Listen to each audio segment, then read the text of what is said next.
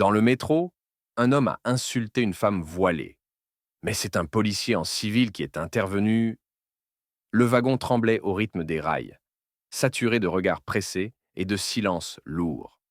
Au milieu, une femme voilée tenait son sac contre elle. Elle n'attirait pas l'attention jusqu'à ce qu'un homme se lève et crache des insultes.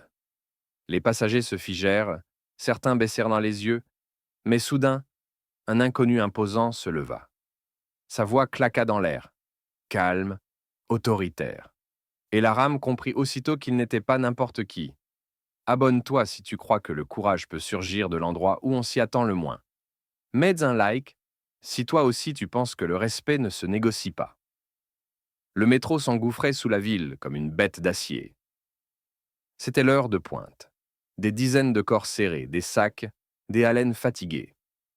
Personne ne parlait vraiment. Chacun était enfermé dans ses pensées, ses écouteurs ou l'écran de son téléphone. Assise près de la porte, Aïcha, une jeune femme d'une trentaine d'années, serrait son sac contre elle. Elle portait un foulard bleu marine, soigneusement noué autour de son visage.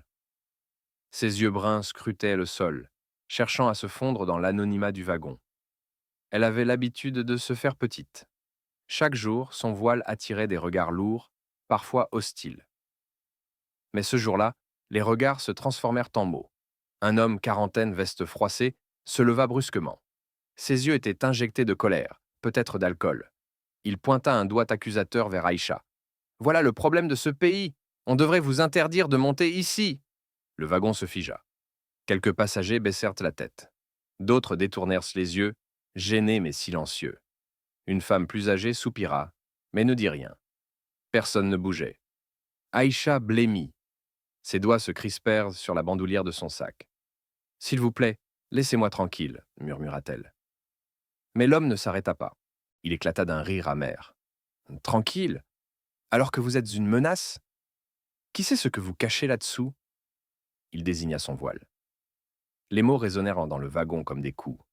Aïcha sentit ses larmes monter, mais elle se retint. Elle avait appris à avaler, à encaisser. Elle n'espérait pas de secours. Autour, le silence était assourdissant. Des paires d'yeux fixèrent leurs chaussures, leurs écrans. Personne ne voulait devenir une cible à son tour. Et puis, un mouvement. Un homme jusque-là assis dans un coin se leva lentement. Grand, large d'épaules, son visage sévère se dessinait sous une barbe courte. Veste sombre, jean simple. Rien d'extraordinaire, sinon sa stature imposante. Il s'avança calmement, ses bottes résonnant sur le sol métallique. Il se posta entre Aïcha et l'homme furieux. Sa voix grave et posée fendit le silence. « Ça suffit. » Le passager agressif recula d'un pas. « De quoi? Je dis ce que tout le monde pense. » L'inconnu s'approcha encore, son regard d'acier fixé sur lui. Puis, d'un geste lent, il sortit de sa poche arrière un portefeuille en cuir. Il l'ouvrit. Dans la lumière blafarde du métro, un badge étincela. Police nationale. Le wagon entier sembla retenir son souffle. « Vous venez de harceler une passagère sans défense. Vous voulez que je continue ça au commissariat ?»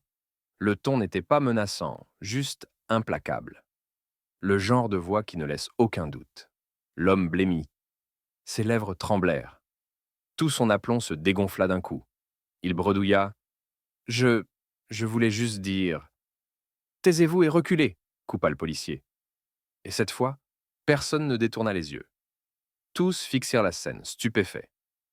Le silence qui suivit semblait plus lourd que la vibration des rails. L'homme agressif, qui quelques instants plus tôt dominait de sa voix la rame, paraissait soudain rapetissé. Son doigt accusateur retomba le long de sa cuisse, comme vidé de sa force. Autour, les passagers observaient, presque incrédules. Une étudiante retira ses écouteurs. Un vieil homme redressa le dos. Tous venèrent de comprendre que l'inconnu qui s'était interposé n'était pas qu'un passager au visage fermé. C'était un policier en civil. Le badge brilla encore une seconde dans la lumière crue du wagon. Puis l'homme le rangea lentement, comme pour sceller son autorité sans en abuser. « Vous avez deux choix, » dit-il calmement. « Vous vous asseyez et vous vous taisez jusqu'à la prochaine station. Ou je vous sors de la menottée, devant tout le monde. » Le ton était neutre, presque fatigué. Mais chaque mot sonnait comme un ordre, auquel personne n'aurait osé désobéir. L'agresseur recula d'un pas, cherchant un soutien du regard autour de lui. Mais il ne trouva que des yeux froids, détournés de lui. Le courage facile qu'il avait affiché quelques minutes plus tôt s'effondra. Il se laissa tomber sur un siège vide, grognant dans sa barbe. Aïcha n'avait pas bougé. Ses mains tremblaient encore sur son sac, ses yeux fixés sur le sol. Elle avait entendu trop de fois ce genre d'insultes pour croire qu'un miracle viendrait les arrêter. Mais là, devant elle, un inconnu s'était levé. Pas pour parler de valeurs abstraites, mais pour se placer entre elle et l'humiliation. Le policier tourna la tête vers elle, son regard adouci. « Ça va, madame ?» Elle hocha la tête, incapable de trouver ses mots. Une larme avait roulé malgré elle sur sa joue. « Ne laissez jamais croire que vous êtes seule, ajouta-t-il doucement. Aïcha inspira profondément, comme si elle retrouvait un peu d'air dans le wagon étouffant. Les passagers, jusque-là spectateurs passifs, commencèrent à bouger. Une jeune femme sortit une bouteille d'eau de son sac et la tendit à Aïcha. Un homme d'une cinquantaine d'années, costume froissé, murmura « Vous n'avez rien fait de mal. Tenez bon. » Des hochements de tête, des regards désolés apparurent. Comme si la honte collective d'être resté muet se transformait en un élan tardif de solidarité. Le policier, toujours debout, observait en silence. Il ne cherchait pas les applaudissements. Mais sa simple présence avait inversé l'équilibre. L'agresseur, isolé, s'enfonçait dans son siège, tandis qu'Aïcha retrouvait peu à peu une place humaine, entourée de regards bienveillants. Le métro ralentit, annonçant la prochaine station. La voix métallique du haut-parleur résonna. « Prochain arrêt, Châtelet !» Le policier se tourna vers l'homme assis, son regard redevenu tranchant.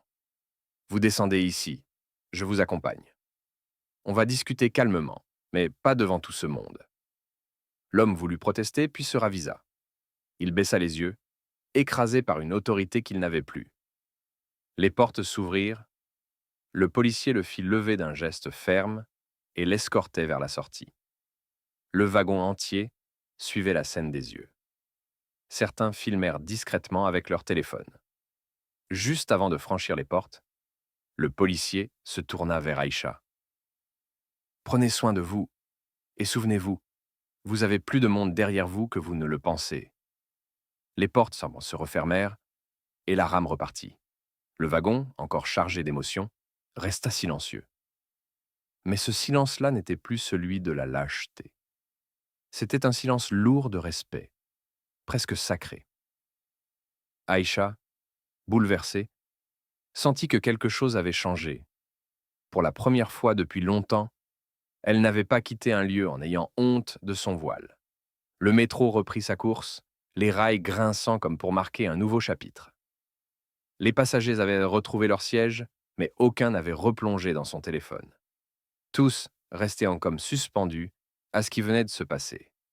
Aïcha, assise près de la porte, sentait son souffle encore saccadé. Son foulard humide d'une larme collait à sa tempe. Elle regardait le reflet de son visage dans la vitre. Ce n'était plus celui d'une femme humiliée. Quelque chose, imperceptible mais puissant, avait changé. Une étudiante s'approcha timidement. « Excusez-moi, je n'ai rien dit au début et j'en ai honte. Mais vous n'êtes pas seul. Votre voile, il est beau. Et vous aussi. » Ces mots simples la touchèrent de plus que n'importe quel grand discours. Aïcha serra la main de la jeune fille, reconnaissante. Un vieil homme au béret hocha la tête. « J'ai connu l'époque où d'autres étaient se montrer du doigt pour leur religion.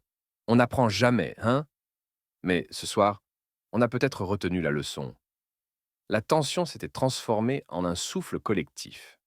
Une femme sortit un paquet de mouchoirs et les tendit à Aïcha. Un jeune homme qui avait filmé la scène lui dit « Je vais publier la vidéo. Pas pour faire le buzz. Pour montrer qu'on peut agir. Que quelqu'un a agi. » Aïcha hésita, puis hocha la tête. Pour la première fois, elle ne voulait pas disparaître.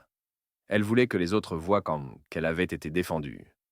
Un enfant, assis sur les genoux de sa mère, fixa Aïcha avec de grands yeux.